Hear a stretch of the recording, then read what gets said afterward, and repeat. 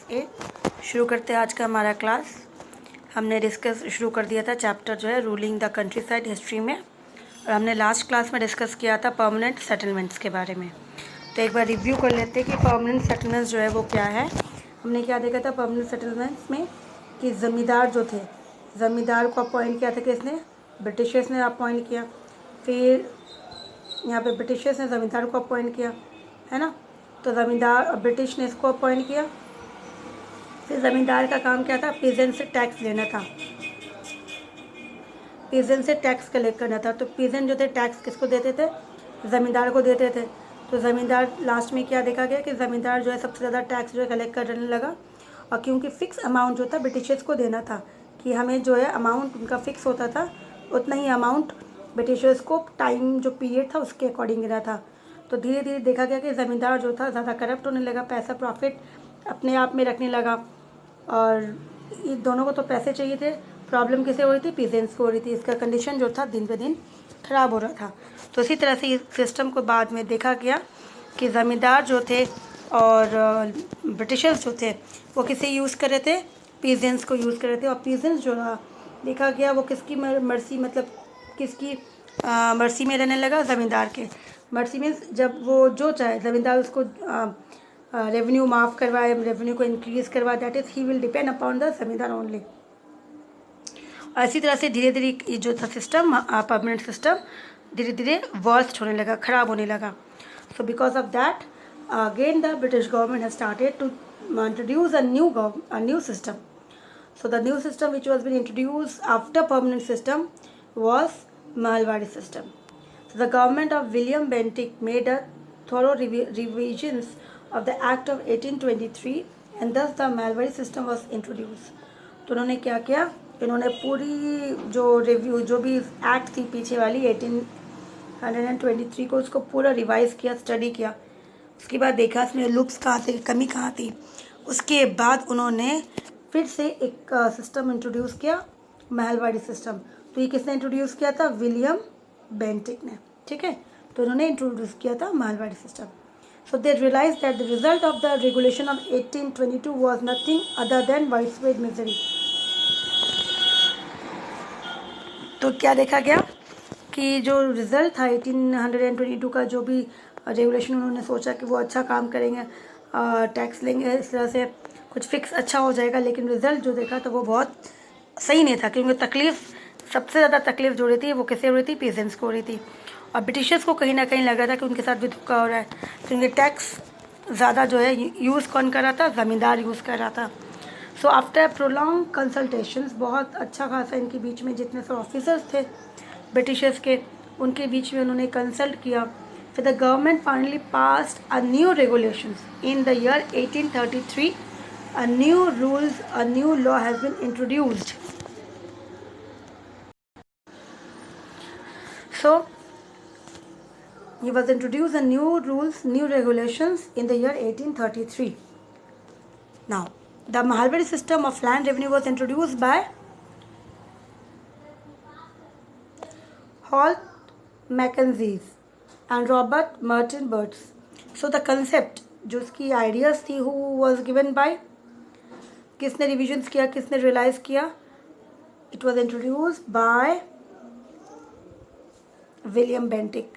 ये याद रखना, इसको रिवाइज किया गया था 1823 के जो रिविजन्स एक्ट थे उसको रिवाइज करने के बाद विलियम बेंटिक ने इंट्रोड्यूस किया था मालवाड़ी सिस्टम को, और उसके साथ साथ उनको लागू करवाया वापस। बहुत ज़्यादा डिस्कस करने के बाद उस सिस्टम, इस पैटर्न को उन्होंने तो इंट्रोड्यूस किया कि ये शुरू करना चाहिए। इसके बाद उन्होंने डिस्कशन जो हुआ तो उसके बाद वापस कौन मालवाड़ी सिस्टम जो थे उन्होंने बता दिया, लेकिन इसको प्रीवेंट मतलब लागू करवाया किसने? Holt Mackenzie and Robert Martin Bird ने। It plays a large part in making the system more flexible. उन्होंने शुरुआत की थी, इन्होंने और इसके ऊपर काम किया और इसे और फ्लेक्सिबल बनाया। फ्लेक्सिबल मतलब अकॉर्डिंग टू कि जो भी नीड्स होगा उसके अकॉर्डिंग इसको बनाना है। The process of preparing estimates of produced and rent was simplified to, कि किस तरह से एस्टिमेट बनेगा, कितना लैंड, कितने ज़मीन किसके पास है, फिर उसमें से प्रोडक्शन कितना होता है, ज़मीन में रेंट कितना मिलना चाहिए, ये सभी चीज़ों पे इन सब चीज़ों पे उन्होंने स्टडी करने के बाद उसको उन्होंने इंट्रोड्यूस करवाया। It also introduce the fixation of the average rent for different classes of soil also. Means अब यहाँ पे क्या किया उन्होंने कि according to the soil conditions कि सॉइल कैसा है, फर्टाइल है, उपजाऊ है, इसमें न्यूट्रिशन कम है, उसको ह्यूमस है या नहीं है, तो इसकी तरह से उसके अकॉर्डिंग उन्होंने क्या किया, लैंड की जो टैक्स थे, रेंट जो था, उसको उसके अकॉर्डिंग एवरेज करके फिक्स कर दिया। The process of measuring land, साथ साथ लैंड को मेजर करना, किसके पास कितनी ज़मीन है। तो the process of measuring land examining soil quality way improve further. तो इसके लिए इस चीज़ों को इंट्रोड्यूस किया गया इसमें कि मेजरमेंट, लैंड को मेजरमेंट करना है, सॉइल की क्वालिटी कैसी है इसको मेजरमेंट करना, बताना, टेस्ट करना है और उसके अंदर और इम्प्रूव करना है।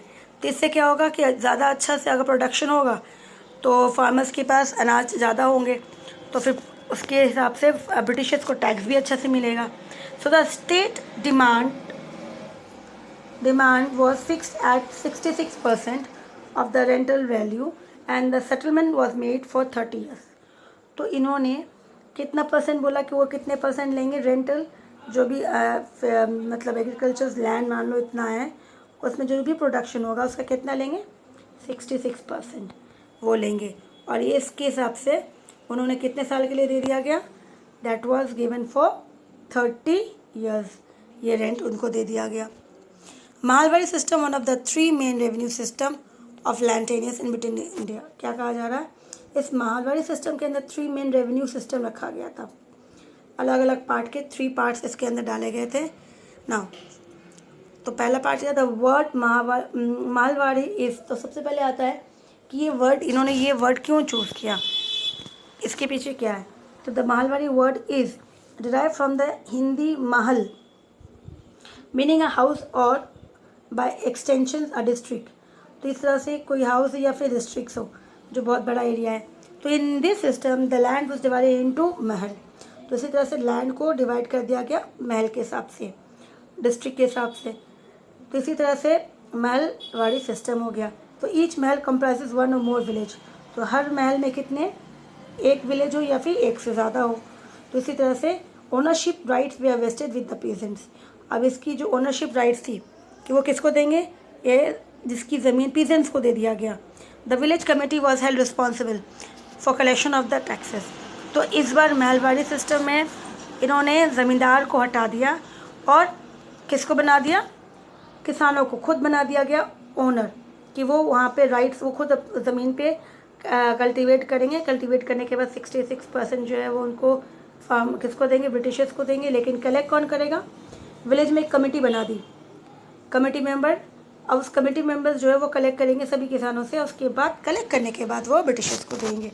इस तरह से इस सिस्टम को इंट्रोड्यूस किया गया।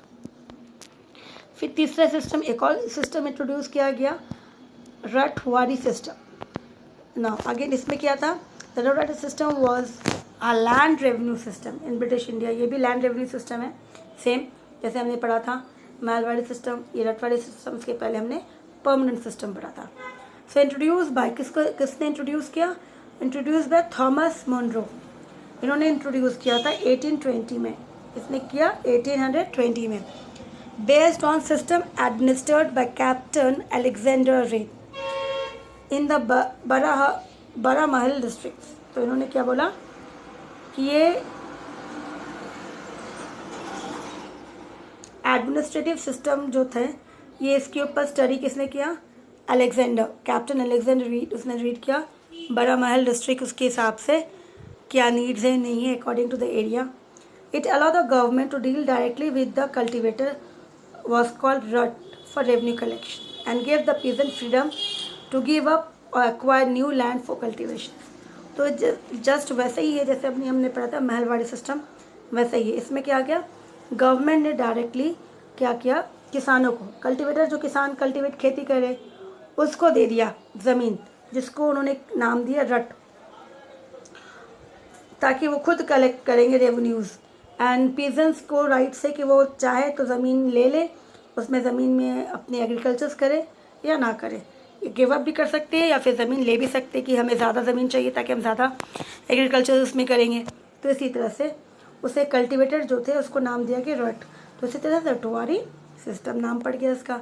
The peasant was assess for only the land he was cultivating. तो उसके पास वही ज़मीन है जो वो कल्टिवेट कर रहा है। The revenue was fix according to the fertility of the soil. तो इसमें भी वही था कि ज़मीन कितनी उपजाऊ है, कितनी फर्टिलिटी है, कितनी फर्टाइल है, उसके अंदर प्रोडक्शन कितना होता है, उसके अकॉर्डिंग उन्होंने रेवेन्यू को फिक्स कर दिया। So in Ryotwari system the ownership right were handed over the peasant. तो इसमें भी हमने देखा कि ओनरशिप जो था वो किसको दिया गया, पीजेंट्स को ही दिया गया, same as Mahalwari system. British government collected tax directly from the peasants. उन्होंने पीजेंट्स से डायरेक्टली टैक्स कलेक्ट करना शुरू किया। The revenue rates of Ryotwari system were 50% where the land were dry. जहाँ पे जो है लैंड जहाँ पे मतलब रेवेन्यू जिस एरिया में पानी कम होती है तो वहाँ पे प्रोडक्शंस कम होता है, तो उस एरिया में 50% टैक्स लेंगे। और जिस एरिया में इरिगेशन है, जहाँ पे पानी नहीं होने पर भी पानी की व्यवस्था है, इरिगेशन है, कैनल्स के थ्रू पानी आता है, उस एरिया में वो 60% का टैक्स लेंगे। तो इसी तरह से ये शुरुआत की गई। तो ये जो है परमानेंट सिस्टम के बाद रटवाड़ी सिस्टम आती है, उसके बाद आना चाहिए था महलवाड़ी सिस्टम। ठीक है, तो ये आगे पीछे उसमें कुछ नहीं है क्योंकि इसमें आप देख लो ये मेन जो 1820 इस तरह से। तो लगभग Ryotwari system and Mahalwari systems are same, but it was introduced by different administrator rulers. और हमने देखा था महलवाड़ी सिस्टम में रेवेन्यू सिस्टम कलेक्ट करने के लिए उन्होंने 3 सिस्टम बनाया था। ठीक है ना, कलेक्ट करने के लिए 3 मेन रेवेन्यू सिस्टम था, उसके अकॉर्डिंग उन्होंने शुरुआत की थी। अब आता है इम्पैक्ट ऑफ रेवेन्यू सेटलमेंट्स, कि अब इनका जो प्रभाव कैसे पड़ा। Under British rule peasants survive in a very little income.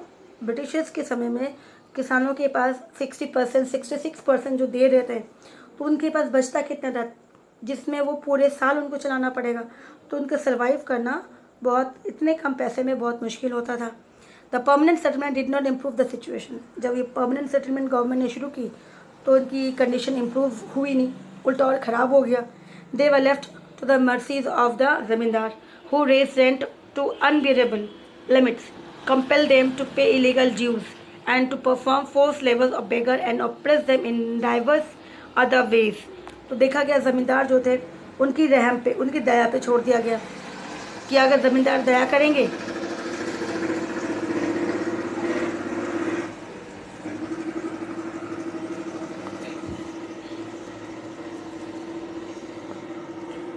तो अगर ज़मींदार अगर दया करते हैं तो शायद उनको वो माफ़ कर देंगे रेंट या कम कर देंगे।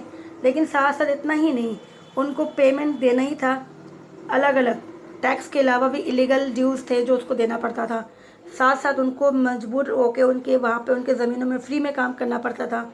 और इस तरह से अलग अलग तरीके से ज़मींदार उनको परेशान करते थे। So the condition of the cultivator in the Ryotwari. लेकिन रटवारी में देखा जाए तो cultivator in the Ryotwari condition जो था रटवारी में और महलवाड़ी में area also did not improve. लेकिन परमानेंट के बाद जो रटवाड़ी सिस्टम आई और महलवाड़ी सिस्टम आई, इसमें भी किसानों में कोई इम्प्रूवमेंट, उनकी कंडीशन में कोई इम्प्रूव नहीं हुई। Here the government took the place of the ज़मींदार, क्योंकि ज़मींदार को हटाया गवर्नमेंट ने और डायरेक्ट खुद आ गए। लेकिन ज़मींदार से ज़्यादा टैक्स देना शुरू कर दिया क्योंकि 66% जो था बहुत ज़्यादा टैक्स था, which was in the beginning fix as high as 1/3 of to 1/2 of the produce. पहले हाफ था, उसमें से हाफ में से 1/3, तो बहुत ज़्यादा, इतना ज़्यादा वो लेने लगे तो किसानों के पास जो बचता था वो बहुत कम होता था। The revenue system loan taken to pay revenue. अब किसान को अगर एग्रीकल्चर करना है, उनके लिए उनको सीड्स खरीदना है तो वो लोन लेते थे। और लोन लेने के लिए कभी कभी टैक्स पेमेंट नहीं, अगर वो अनाज सही नहीं हुआ, फसल ख़राब हो गया, तो फिर उनको ज़मीन पीजेंट्स को क्या करना पड़ता था, they have to take loan from the landlords ताकि वो उनको पेमेंट कर सके ब्रिटिशर्स को। Money lender zamindar and the government they are making their condition worsen day by day. तो मनी लेंडर जो उनको लोन देते थे तो उनसे वो रेट ऑफ इंटरेस्ट बहुत ज़्यादा लेते थे, ज़मींदार भी गवर्नमेंट भी। तो कहीं ना कहीं हर तरफ से जो थे वो परेशान उनको कर रहे थे। कहीं ना कहीं सभी लोग जो थे किसे लूट रहे थे, किसानों को लूट रहे थे। तो दिन पर दिन उनकी जो कंडीशन थी वो बहुत ज़्यादा ख़राब हो रही थी, वर्सन जा रही थी। With no crops, no money, under a heavy depth, उनके पास कोई अनाज नहीं, कोई पैसे नहीं, और दूसरी उनके पास सर के ऊपर कर्ज, क्योंकि उन्होंने कर्ज लिया था कि पिछले साल अगर उन्होंने टैक्स नहीं दे पाए तो उन्होंने लोन ले लिया था कि ब्रिटिश को वो टैक्स दे सके। लेकिन वो लोन लिया ताकि वो लोन वापस चुकाएंगे, लेकिन वो चुका नहीं पाए, क्योंकि उनको जो ब्रिटिशर्स को देना होता है वो कंटिन्यू देना पड़ता है, तो उनके पास एक्स्ट्रा कुछ बचता ही नहीं है ताकि वो अपनी कर्ज को चुकाए। सो दे वर फोर्स्ड टू सेल दिया। तो अल्टीमेटली वो उसको क्या करना पड़ता था, मजबूर होके अपनी ज़मीन को जो है वो बेच देते ताकि वो कर्ज चुका सके। होम दे कंसिडर, जिसको वो अपनी माँ मानते थे। तो इसी तरह से देखा गया ब्रिटिशर्स के समय में जो कंडीशन थी प्रेजेंस की, वो दिन पर दिन अच्छी नहीं हुई और ख़राब होती गई। लेकिन ब्रिटिशर्स से पहले, जब ब्रिटिशर्स नहीं थे, इंडिया में नहीं आए थे, तो पीजन जो थे हमारे यहाँ पे वो बहुत खुश थे, उनका इनकम बहुत अच्छा था। राजा को टैक्स देते थे, वो भी बहुत कम देना पड़ता था। अगर जिस साल फसल नहीं हुआ, ख़राब हो गया, तो राजा उनको माफ़ कर देते थे। तो इसी तरह से उनका कंडीशन अच्छा था। लेकिन ब्रिटिशर्स आने के बाद कहा गया कि इनका कंडीशन इतना ख़राब हुआ कि लास्ट में उनको ज़मीन बेचनी पड़ी कर्ज चुकाने के लिए। तो बहुत बुरा हालत किसने किया, ब्रिटिशर्स ने कर दिया। बिकॉज उनका मेन इंटेंशन क्या था, only to get the profit from the peasants, and the profit which has be earn by the peasant from the peasants Britishers send to their country. वो अपने देश भेजते, वो और पैसे कमाना चाहते थे, तो अलग अलग तरीके से वो रूल्स बनाते ताकि पीजेंट से वो टैक्स ले सके। ठीक है, तो आज हम लोग यहाँ करना, यहीं तक डिस्कस करना। नेक्स्ट क्लास में हम लोग शुरू करेंगे कल्टीवेशन ऑफ कैश क्रॉप्स। तो ये महलवाड़ी सिस्टम, रटवारी सिस्टम और परमानेंट सेटलमेंट्स, ये आप एक बार वापस से इसको रीड आउट करना चैप्टर को और वीडियो देखना, तो आपको थोड़ा और इजी समझ में आ जाएगा। ठीक है, नेक्स्ट क्लास में शुरू करेंगे। हमारा लास्ट टॉपिक जो है, और नेक्स्ट क्लास में चैप्टर कंप्लीट हो जाएगा। ठीक है।